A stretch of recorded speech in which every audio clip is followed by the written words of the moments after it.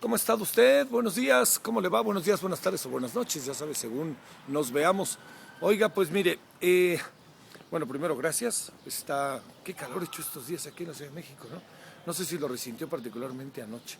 Bueno, oiga, le quiero contar que estos días lleva mucho tiempo discutiéndose. Lo que pasa es que de repente, pues por fin llega ese día clave, ese día D, como luego dicen, y entonces se acaba aprobando, ¿no? Se acaba aprobando una ley que la verdad lleva por lo menos un año y medio discutiéndose. Hablo de la promulgación de la ley de migración que ayer el presidente ya aprobó, es decir, ya se promulgó y ya va a los estados, y en los estados ahí se empezarán a tomar decisiones, que seguramente se aprobará y ya se echará en funciones rápidamente. ¿Qué es lo más importante de esta ley que se dio a conocer? Es decir, a ver, para plantearlo claro, ¿qué tanto cambia el estatus de los migrantes? Pues esa es la gran pregunta, a ver qué tanto a partir de mañana cambian las cosas.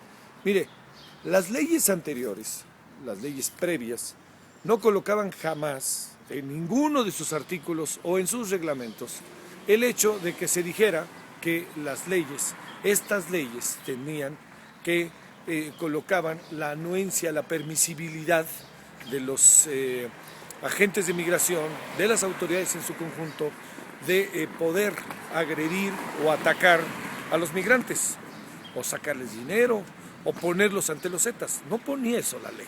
Pues claro que no, hombre, espérame, no, por supuesto que no. Sin embargo, se hacía. ¿Qué tanto una ley puede cambiar las condiciones de una sociedad?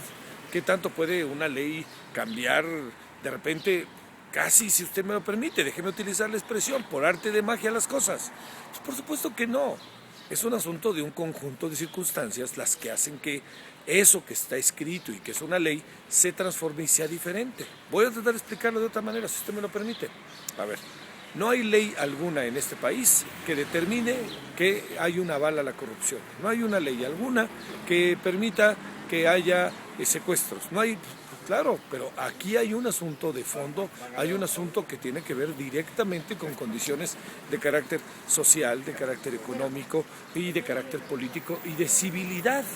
Son esas condiciones las que yo creo son las que están marcando absolutamente todo, con leyes o sin leyes. Entonces, ¿pueden servir las nuevas leyes en materia migratoria?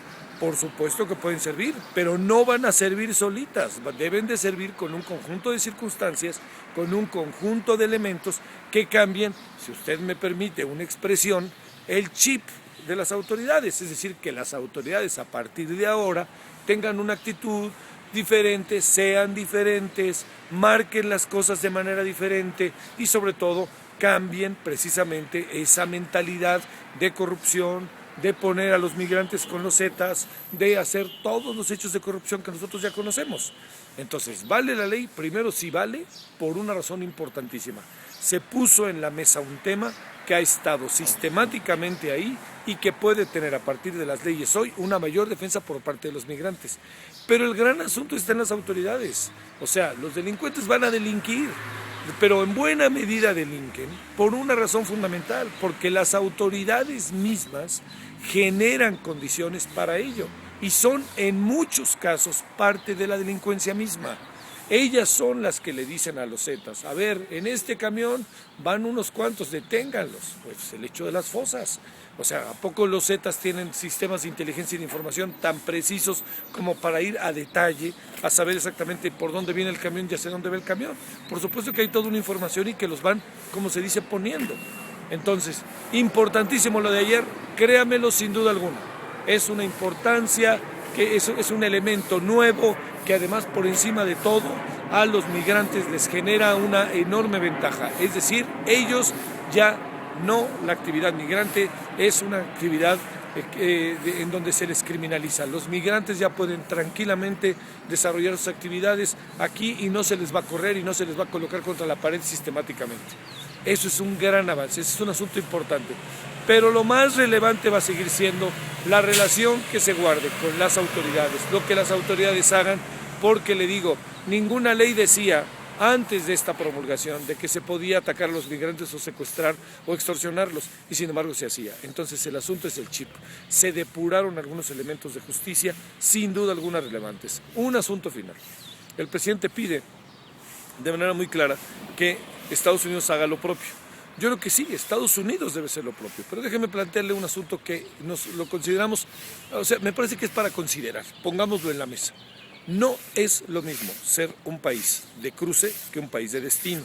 La forma en que Estados Unidos tiene que abordar el asunto es muy diferente a la nuestra, porque nosotros aquí los vemos cruzar, los extorsionamos y ya sabe todo lo que pasa, junto con todas las muy extraordinarias historias de héroes anónimos que se dan en este proceso. Pero también está la otra parte.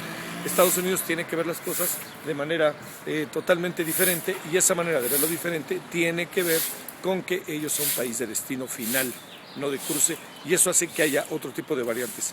Pero no por ello Estados Unidos debe hacer sus tareas, que hasta ahora no nos hagamos, no la ha hecho. Le mando saludos, que tenga usted un buen día. Buenos días, buenas tardes, buenas noches, según ande por ahí. Adiós.